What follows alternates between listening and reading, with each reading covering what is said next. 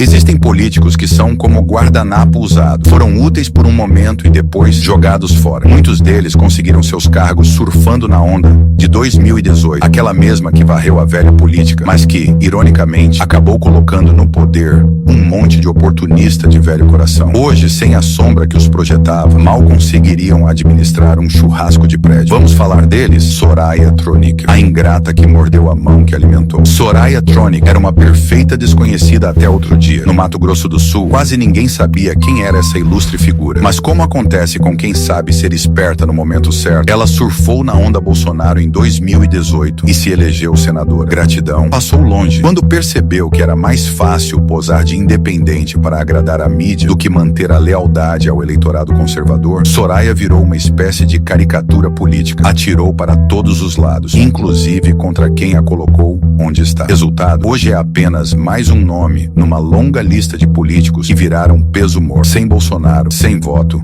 sem futuro. Se a eleição fosse amanhã, não se elegeria nem para a síndica do próprio prédio. Joyce Hasselman, de musa a motivo de piada. Joyce Hasselman foi um dia a queridinha do eleitorado conservador. Jornalista de tom ácido, ela se vendia como a paladina da moralidade, a justiceira da direita. Foi eleita com votação estrondosa em São Paulo, novamente na esteira do bolsonarismo. Mas logo depois, decidiu que seu projeto pessoal era maior do que qualquer alinhamento ideológico. Traiu o eleitor, brigou com o presidente, se tornou figurinha carimbada da esquerda gourmet da Faria Lima e passou a ser ridicularizada até pelos que um dia a aplaudiram. Seu futuro político não tem. Hoje é conhecida como a ex-bolsonarista ressentida que tentou abraçar a esquerda e acabou rejeitada dos dois lados. Se for candidata a síndica, perde para o porteiro. Esse é o Personal do Saber. Deixe o seu like e se inscreva. Obrigado. André Janones, o oportunista de carteirinha. Ah, Janones, um personagem que só existe porque a política brasileira adora um bufão. André Janones se vendeu como aliado da direita conservadora em seus primeiros passos, depois percebeu que a lacração e o populismo barato davam mais like no TikTok. Resultado, virou garoto propaganda do lulismo disfarçado de defensor dos pobres. Nos bastidores é visto como um político que ninguém confia, nem à direita,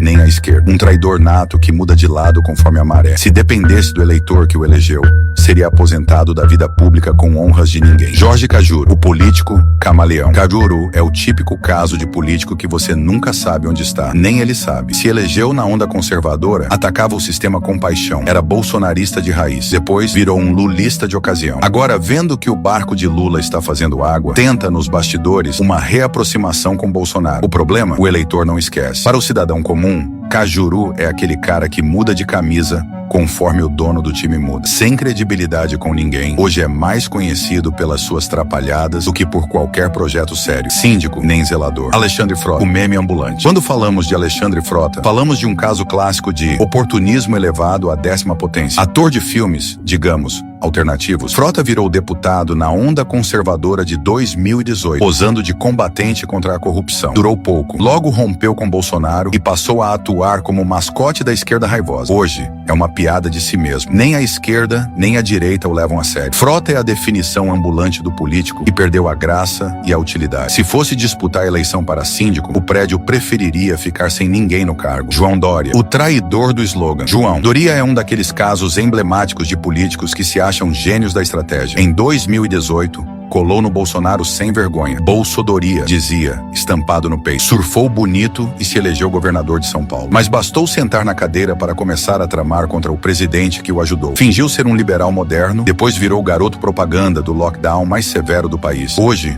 Dória não tem base, não tem voto, não tem moral. Tenta posar de estadista para a elite paulista, mas nas urnas seria varrido como poeira. Se concorresse para síndico no condomínio Jardins, talvez perdesse para o jardineiro. Ottoni de Paula, o evangélico de ocasião. Ottoni de Paula era em até outro dia um dos mais inflamados defensores do bolsonarismo. Usava a Bíblia em uma mão e a bandeira do Brasil na outra. Mas política, para alguns, é um jogo de interesses. Quando Bolsonaro não apoiou seu nome na bancada evangélica da Câmara, Ottoni virou o rosto e a ideologia. Hoje, posta foto abraçado com Lula e tenta reescrever sua história como se nunca tivesse sido de direita. O problema é que o eleitor evangélico não é bobo. Traição não se esquece. Se concorresse a síndico da igreja, tomava vaia na porta. Hamilton Mourão, o general que virou político e perdeu a mão. Mourão foi vice de Bolsonaro, mas sempre manteve uma postura, digamos, morna. Quando precisou, ensaiou críticas. Tentou se mostrar como equilibrado para a velha imprensa. Foi eleito senador, mas hoje, se dependesse das urnas, seria atropelado. Mourão virou aquela figura que não agrada mais ninguém. Para a direita, é traidor morno. Para a esquerda, é inimigo jurado. Seu mandato vai até 2030, mas se a eleição fosse hoje, talvez não levasse nem a reeleição de síndico do clube militar. Simone Tebet, a política de aluguel. Simone Tebet dizia em alto e bom som que nunca apoiaria o PT, que era contra o retrocesso que Lula representa. Pois bem, bastou a proposta de um carguinho pomposo e um salário gordo para a resistência evaporar. Hoje é ministra de um governo que ela dizia abominar. Moral, zero. Credibilidade, menos ainda. Simone é o retrato da política brasileira. Discursos inflamados para enganar o eleitor e nos bastidores, a velha dança das cadeiras. Se disputasse a eleição para a síndica de condomínio, o prédio inteiro estaria procurando outro lugar para morar. Todos esses personagens mostram o que acontece quando se despreza a vontade popular em nome de projetos pessoais. Usaram a direita como trampolim, cuspiram no prato que comeram e agora caíram na irrelevância. A política brasileira é implacável com quem traz sua base. E no final, todos eles têm algo em comum. Não se elegeriam nem para síndico de suas próprias vaidades. E aí, qual foi o político mais ingrato da lista para você?